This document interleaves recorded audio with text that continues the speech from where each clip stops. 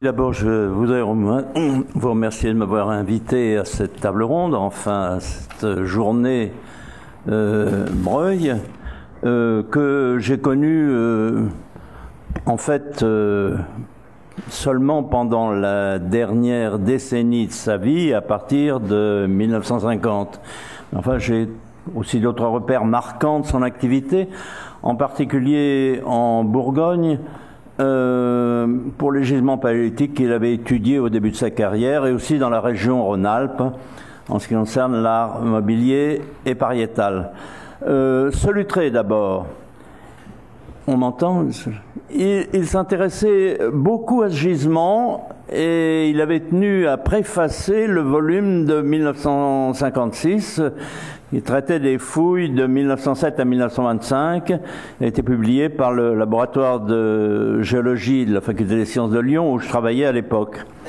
D'abord pour réaffirmer que malgré bien des controverses, ce dépôt de pente accumulé au pied de la roche offrait une stratigraphie très claire et indiscutable.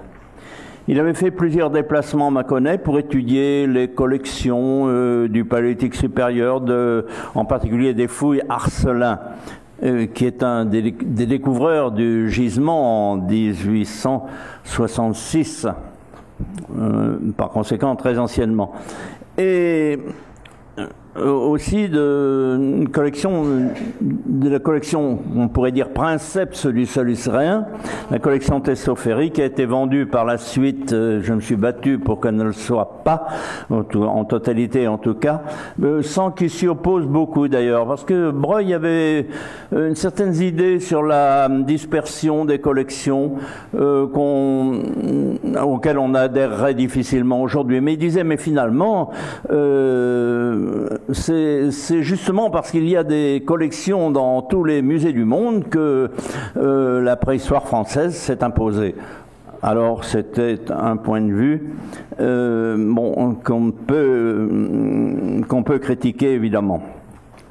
Alors dans ces notes successives qui ont marqué la fameuse controverse sur la position de l'Aurignacien, il parle longuement du site des 1907 dans un travail assez court mais célèbre, la question aurignacienne, étude de stratigraphie comparée, et surtout dans sa note de 1909, l'Aurignacien pré-solutréen, épilogue d'une controverse. Il confirme ses observations antérieures en présentant une coupe très nette qu'il a lui-même relevée le 12 août 1907. Il m'a toujours affirmé et écrit que c'est Solutré au moins autant que la stratigraphie des abris du Sud-Ouest qui lui avait ouvert les yeux sur la structure exacte du Paléolithique supérieur. C'est en effet le seul site européen où l'on peut observer sur une même verticale une succession à peu près complète des groupes culturels, qui est d'ailleurs superposée aux moustériens, à l'exception donc de Châtel-Peyronien qui n'est pas là. Et il y avait donc une certitude évidente que l'Aurignacien pré-solutréen, typique et supérieur, ce qu'on appelle aujourd'hui le gravétien, dans d'épais niveaux sous-jacents au solutréen et au magdalénien. Alors il n'avait jamais adhéré beaucoup, comme Denis Vialou en a parlé ce matin, au périgordien de Peyronie. Mais finalement, quand on sait ce qu'est devenu le périgordien, on peut penser qu'il n'avait pas tout à fait tort. Ce qui est amusant, c'est que lorsqu'il vint à Mâcon, sur la requête du docteur Fabien Arcelin, le fils d'Adrien, en août 1907, il avait alors 30 ans, il piqua une mémorable colère, dont plusieurs personnes m'ont parlé, en examinant le plan des fouilles. Je ne sais pas si vous connaissez Solutré, mais c'est déjà un véritable champ de bataille avec des trous, des bosses, etc. Et au pied de la roche, à côté du musée aujourd'hui. Et il s'écria, mais enfin, on a fouillé partout. Vous m'avez fait venir pour rien. Je perds mon temps. Breuil était un homme pressé. Et heureusement, sur ce plan, il pointa un chemin, le chemin qui traverse la parcelle célèbre du Crau du Charnier d'ouest en est. Et il posait la question, est-ce qu'on a fouillé le chemin? Ah, bien sûr que non. On n'a pas l'habitude de fouiller des chemins, puisque c'était la voie d'accès. Eh bien, avec l'autorisation du maire, on va le fouiller. Et en effet, ce chemin, sur quelques mètres d'épaisseur, lui fournit une coupe de référence sur 30 mètres de long et lui permet de recueillir un matériel tout à fait remarquable aux différents niveaux, mais notamment au Solutréen. Ce matériel est d'ailleurs presque, je l'ai étudié autrefois, entièrement conservé à la Faculté des sciences de Lyon. Il y a par exemple plus de 200 pièces du niveau solutréen, et il dégagea lui-même, et il en était très fier, une plaque de schiste gravée qui représente un cheval à pattes triangulaires et tête très allongée, très poilue, assez typique de l'art, disons, gravéto-solutréen. Et Breuil, quand je l'ai connu, était très contrarié que cette fouille n'ait pas été publiée, ce qui a eu lieu donc en 1956 dans les travaux du laboratoire de géologie. Et il me remit à titre personnel un énorme dossier sur Solutré qu'il détenait et qui contenait d'ailleurs la plus grande partie des documents des fouilles antérieures, qui lui avaient été remis par Arcelin en vue d'une grande monographie sur Solutré, ce site qui est resté si longtemps méconnu, mais qui n'a pas eu le temps de publier, pris bien sûr tout de suite après par les travaux qui commençaient sur l'art pariétal. Donc, toujours à la même époque, il étudia et publia plusieurs autres sites de la région, encore une fois, auxquels il attachait beaucoup d'importance, et en particulier la grotte de Germolles, dont le matériel comprend du Châtel-Perron et de l'Aurignacien, avec de très belles pointes à base fendue, et qui est d'ailleurs repris depuis quelques années par un de mes amis, Harald de Floss, et son équipe de l'université de Tübingen. Et je voudrais ajouter que sur le Solutréen, dont l'origine et la répartition exacte posent toujours quelques problèmes, il en resta pour l'essentiel un petit, comme vous l'avez dit, à cette lumineuse synthèse de 1912, les subdivisions du Paléolithique supérieur et leur signification. C'est un très bel ouvrage synthétique vraiment, mais il ne faut pas oublier cependant que dans une note, je l'ai dit ce matin un peu, qui a été publiée en 1960 dans le Freischrift für Lotharzotz, il reprend la question et en disant il ne faut pas chercher l'origine du Solutréen en dehors de la France, peut-être, et en rejetant absolument l'origine attérienne de la pointe du Parpaillot. L'Occident se suffit pour cela. Des déclarations qui n'étonnera à personne, puisqu'il y avait quand même une certaine forme de patriotisme européen.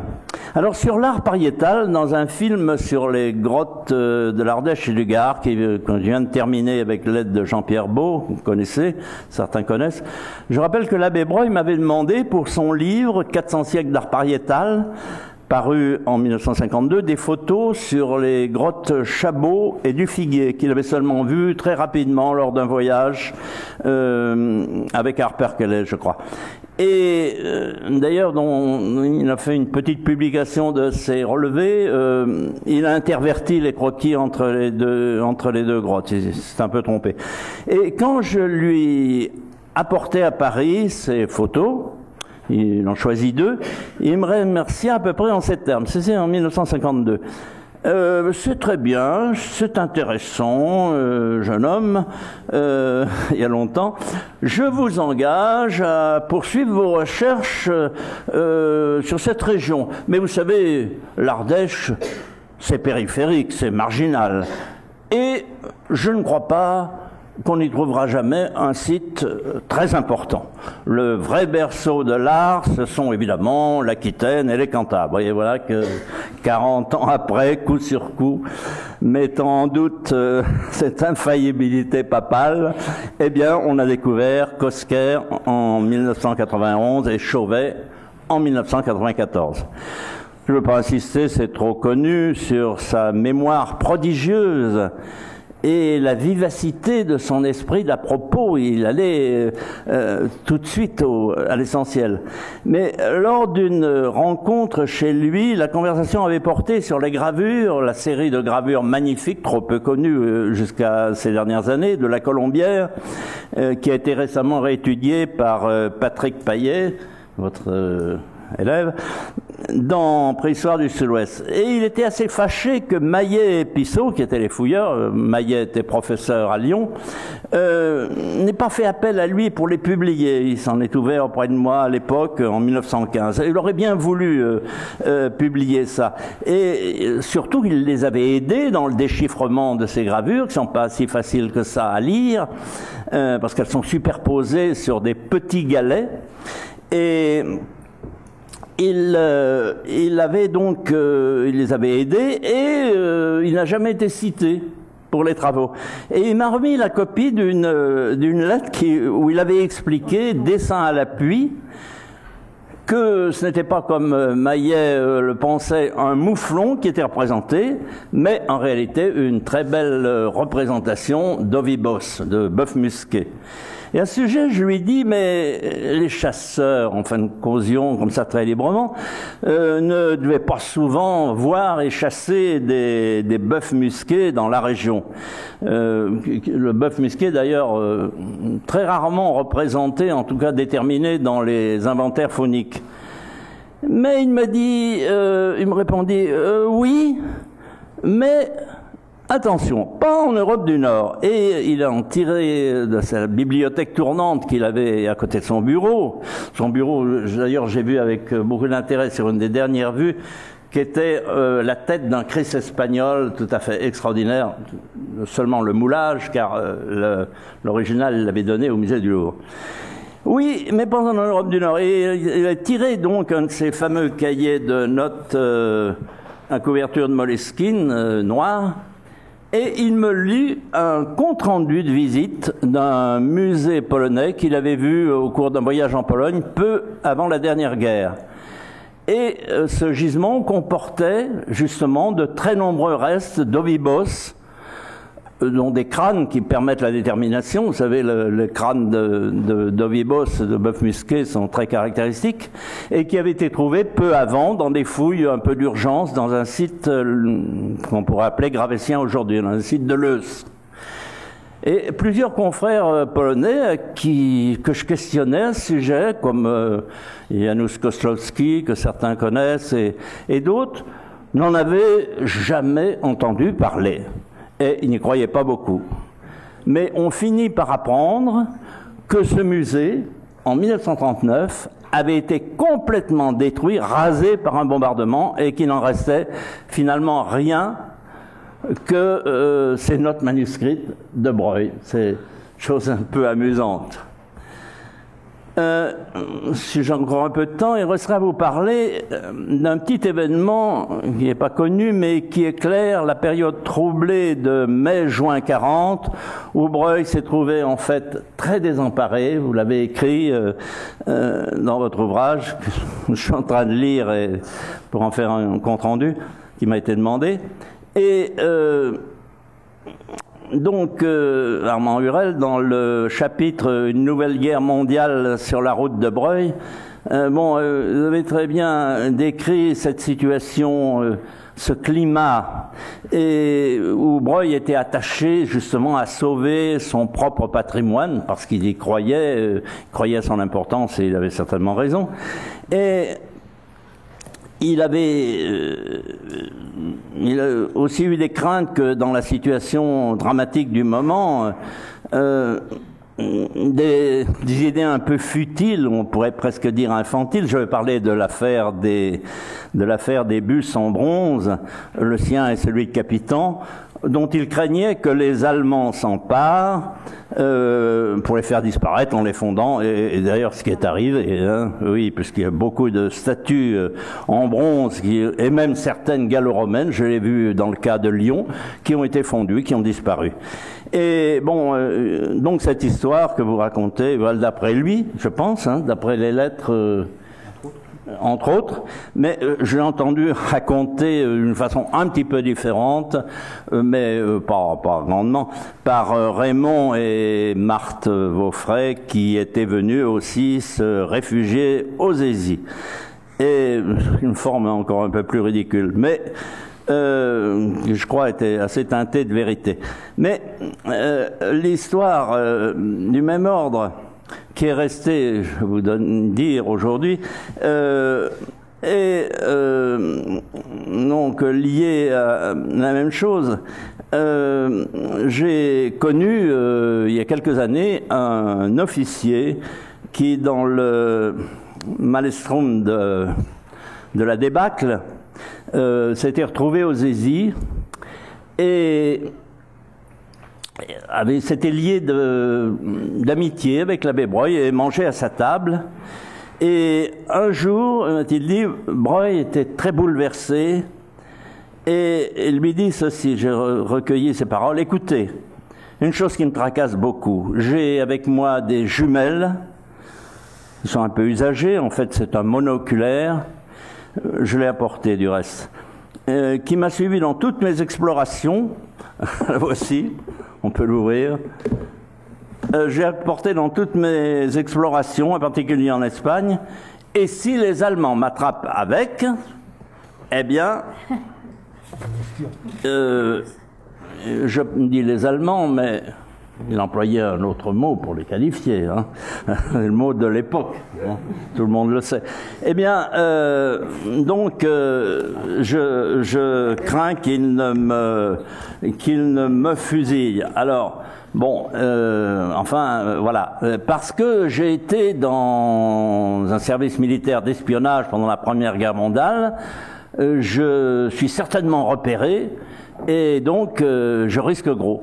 Donc, prenez cette lunette, gardez-la, et comme vous êtes officier en uniforme, ça sera moins gênant. Et la voici, elle est ici, et j'espérais que Henri de Lomelay soit là, le directeur de l'IPH soit là aujourd'hui, et je l'aurais remis officiellement, mais je le donnerai à Marie-Antoinette, qui sera mon messager. Voilà, ce monsieur s'appelait monsieur Laudet, il s'était ensuite installé en Tunisie, et puis je l'ai retrouvé en France, voilà.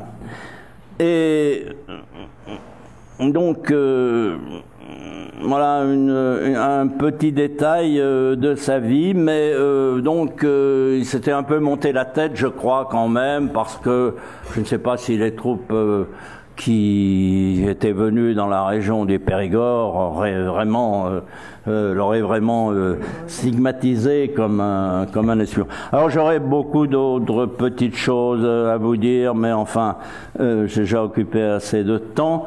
Je voudrais simplement rappeler des choses assez extraordinaires. Vous savez on l'a dit déjà plusieurs fois, il avait eu avec Boulle, après avoir une période relativement pacifique, il s'était à l'IPH assez fortement disputé avec lui, mais pour plusieurs choses.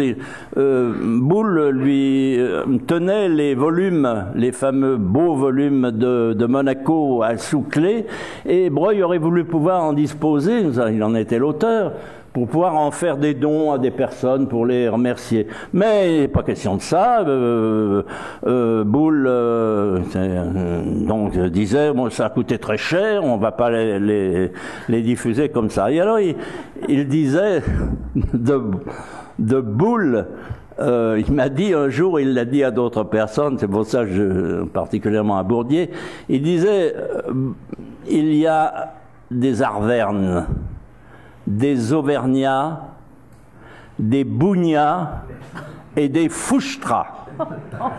Eh bien, Boulle était un Fouchtra, qui était un jugement un petit peu à l'emporte-pièce, mais voilà.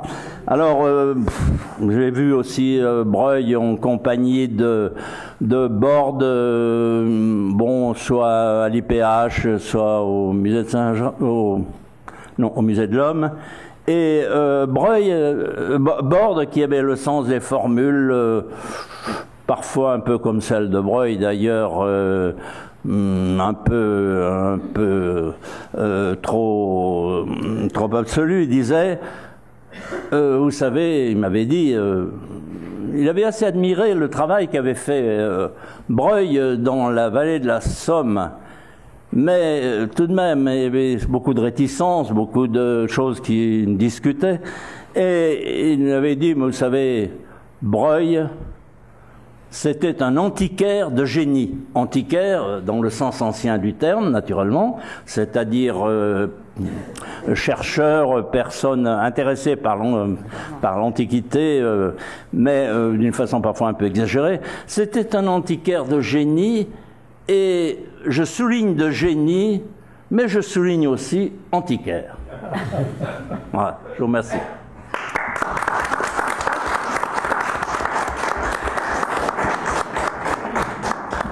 Merci Monsieur Combier pour cet ensemble de témoignages qui permettent de faire revivre la figure de l'abbé dans toute sa diversité. Je voudrais maintenant que Madame Marie-Antoinette de Lumelay, paléoanthropologue, puisse nous faire part de la relation particulière que votre mari et vous-même avez pu entretenir avec l'abbé Breuil, et peut-être à travers c'est un point qui a été évoqué plusieurs fois et qui a été soulevé dans le documentaire, le soutien aux jeunes chercheurs de la part de l'abbé Breuil, sa capacité à soutenir les enthousiasmes et à favoriser les vocations scientifiques. C'est exact ce que Breuil, qui habitait Paris à ce moment-là, accueillait très volontiers les jeunes chercheurs. Et Henri me raconte qu'il était jeune étudiant et il avait demandé à rencontrer des professeurs au musée de l'Homme, et il avait demandé à rencontrer Breuil. Et Breuil lui avait donné rendez-vous dans son appartement, avenue de la Motte-Piquet. Et c'est là qu'il l'a rencontré, donc dans son bureau, dans son appartement. Alors qu'il était jeune étudiant, il n'avait pas fini encore ses études. Et une fois, nous n'étions pas encore mariés, nous étions fiancés, il m'a emmené, nous sommes venus de Marseille à Paris, et il m'a emmené avec lui, donc voir l'abbé Breuil. Nous sommes allés tous les deux le rencontrer, et l'abbé Breuil était très intéressé par ce qui se passait dans le Midi, parce qu'il en avait entendu parler des recherches dans le Midi par son cousin Bernard Botté. Vous avez évoqué tout à l'heure la famille Botté qui s'intéressait à la préhistoire. Et Bernard Botté travaillait dans les gorges du Verdon avec son fils et faisait des fouilles dans la grotte de la Bonbonne. Et Breuil nous a signalé qu'il y avait son cousin qui travaillait là, il allait passer les vacances là, Bernard Botté. Il nous a dit, mais vous devriez vous rapprocher de Bernard Botté et voir ce qu'il a lieu de faire. Vous pourriez peut-être entreprendre des fouilles avec lui dans la grotte de la Bonbonne à Quinson. Et c'est comme ça qu'on a commencé notre aventure dans les gorges du Verdon. Voilà. Mais après, je n'ai pas eu l'occasion de le rencontrer par la suite. Mais ça devait se passer peut-être 2 ans avant sa mort.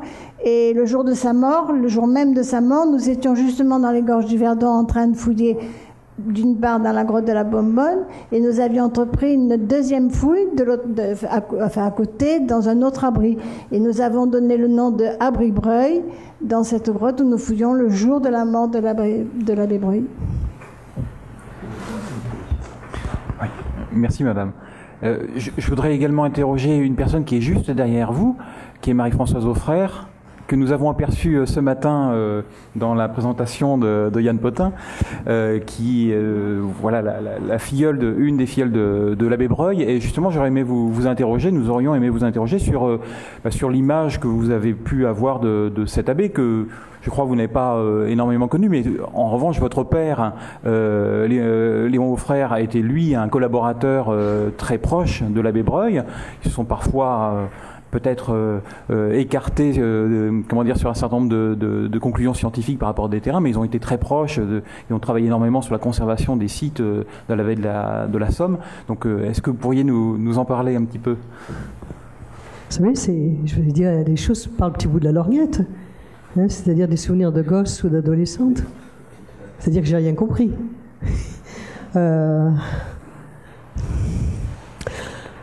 Bon, ce que j'ai compris, c'est il y a 3 ans, là, à propos de 1859, la journée que vous aviez organisée, c'est là où, je veux dire, 45 ans après la mort de Breuil, j'ai compris ce qui s'était passé un petit peu entre Breuil et mon père. Moi, j'étais absolument frappée et ébloui parce que je connaissais que des émotions, des sentiments et rien d'autre, et des noms, Saint-Achol, Cagny, et j'ai compris que c'était 25 ans de leur vie, on peut dire que c'est leur ambition, je suis d'accord, hein. C'est aussi leur dévouement, parce que ça leur a demandé une énergie colossale pour faire classer ces 2 sites. Bon, enfin, je dis, moi, j'avais seulement connaissance des colères et des joies, et puis je comprenais rien. Enfin, j'ai compris, je vous dis, 40 ans après ou 50 ans après. Peut-être la seule chose, pour moi, ça a été un grand-père, Breuil. Et sa sœur, qui était ma marraine, Marguerite, là, qu'on a vue aussi, c'était ma marraine. Donc, c'était mon grand-père et ma grand-mère. Et quand je venais chez l'avenue de la Motte-Piquet, bon, bah, y avait toujours 2 parties, un parti Breuil, parti Marguerite. Alors Breuil me racontait des histoires marrantes. Enfin, j'ai le souvenir d'un homme avec une énergie folle, un peu comme Sarkozy, quelqu'un qui... Il y avait toujours quelque chose à dire, quelque chose de drôle. Et il me racontait des histoires qui me faisaient toujours rire. Enfin, pas toujours, du reste, je suis en train de penser un jour où j'ai posé une question et j'ai demandé s'il n'avait pas peur des serpents en Afrique du Sud. Puis par hasard, ma chatte Sophie passait par là. Il m'a dit, oh là là, c'était pas un problème. Et il a pris Sophie par la queue. Il m'a dit, les serpents, je les prenais comme ça. Bon, ça, je sais que ça m'a pas plu du tout, cette histoire-là. Mais quand je venais chez eux, ils me donnaient toujours des timbres. C'était une espèce de rite qu'il y avait. Et je ramenais ces timbres. Et puis, c'était extraordinaire parce que je découvrais le monde à travers ces timbres. Bon, je ne sais pas, c'est imaginaire d'une gosse. Hein. Et puis un jour, mon père s'est demandé ce qu'il allait faire de ces timbres et il a fait des albums. Donc j'ai 6 albums. Et finalement, c'est, bon, vu 50 ans après, c'est une image des relations que Breuil avait avec le monde. Bon, ben voilà ce que je peux dire avec le petit bout de la lorgnette. Hein, ce n'est ça. Oui, c'était un personnage qui était vraiment plein d'énergie. Et puis qui était très gai, qui aimait la bonne nourriture, qui racontait plein d'histoires drôles. Ça, c'était avec mes parents quand on mangeait. Donc, c'était sûrement le moment calme. Ma mère faisait de la bonne cuisine. Et puis, il y avait le moment où Breuil était avec mon père dans le bureau et ça se passait sûrement moins bien. Hein, ça. Mais moi, j'avais un excellent souvenir de Breuil, quoi. Merci beaucoup.